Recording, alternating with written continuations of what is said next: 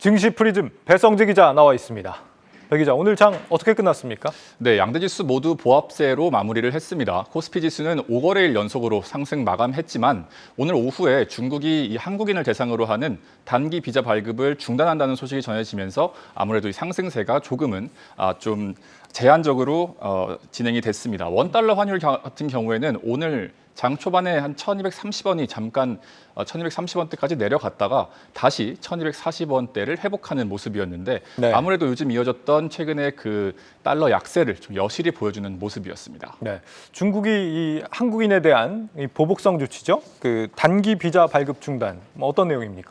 그렇습니다. 중국이 한국의 방역 강화 조치에 반발을 하면서 이 관련해서 조치를 내겠다라고 밝힌 지 하루 만에 실질적인 조치가 벌어졌습니다.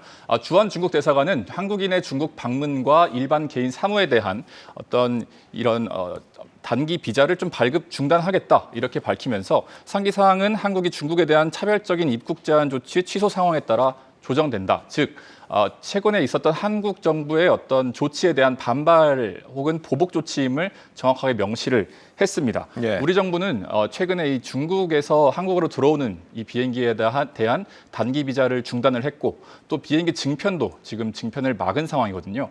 거의 동일한 조치가 내려졌다는 점에서 보복 조치가 거의 확실하다는 분석입니다. 네, 비즈니스용 비자도 지금 발급을 안 해준다라는 거기 때문에 중국에서 사업하시는 분들 상당히 좀 난처한 상황이 됐다 싶고요. 네. 대중국 수출도 좀 걱정이 되는 상황입니다. 그렇습니다.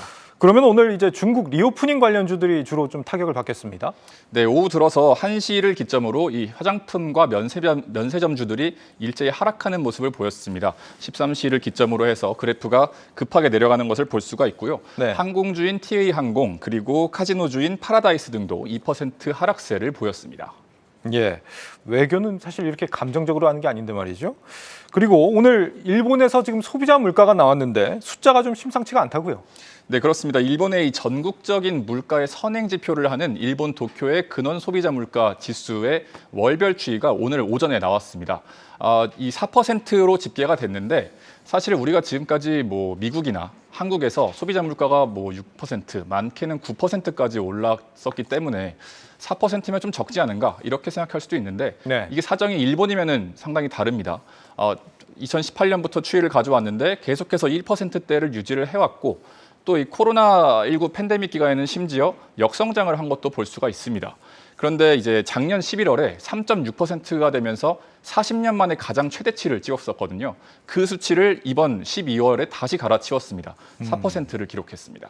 일본이 얼마 전에 이제 금융 완화 정책을 축소를 하면서 조만간에 이제 금리 인상에 나설 수 있다. 지금 예상이 그렇게 나오고 있는 상황이었는데 네. 이렇게 물가가 치솟는다. 그러면 정말 가능성 높아지겠는데요. 그렇습니다. 좀 꾹 참고 있던 일본은행이 이 금리를 인상한다라고 한다면 당연히 엔화 가치는 상승할 수밖에 없습니다. 네. 이렇게 되면 엔화를 빌려서 금리가 높은 신흥국에 투자하는 이른바 엔캐리 투자자들은 당연히 빚을 청산하려고 할 것이고 여기에 일본 증시나 채권에 투자하는 수요까지 겹치겠죠. 대규모 이 머니무브에 대한 가능성이 제기가 되고요. 당연히 달러 환율에 영향을 미칠 소재로 보입니다. 나아가서 일본 내 투자 비중이 높은 투자자들도 이자가 발생하면서 유동성 위기에 처할 수 있습니다. 긴축 일변도인 글로벌 금융시장에 변동성을 키우는 어떤 요인이 발생했다고 볼 수 있겠습니다. 네, 일본인들이 지금 전 세계에 투자해 놨던 자금들이 빠져나갈 거다 이런 공포도 있고 일본 자체적으로도 국가 부채가 폭증해서 위기를 맞는 그런 시나리오도 있습니다. 일본 국채의 절반 이상을 일본 은행이 들고 있기 때문에 금리 올리면 감당 못할 수도 있겠습니다. 네. 이런 금리 인상은 기대감, 이제 국채 금리로도 확인을 해볼 수가 있잖아요. 어땠습니까? 그렇습니다. 오늘 실제로 2년물, 3년물 할 것 없이 모두 올랐습니다. 2년물과 3년물, 5년물, 10년물을 지표를 가져왔는데 모두 전일 대비해서 굉장히 크게 오른 모습을 볼 수가 있고요. 사실 작년 말부터 일본은행이 계속해서 국채를 긴급하게 매입 중이었습니다. 왜냐하면 작년에 다들 아시다시피 이 일본은행이 기준금리를 올릴 거라는 기대감 속에 채권의 이 수익률이 계속해서 올라왔거든요. 이 정책이 좀 실효성이 먹히면서 이 어떤 상승폭이 좀 꺾여왔는데 이번에 이 소비자 물가 지수가 다시 올랐다는 소식에 상승으로 다시 전환을 한 상태입니다.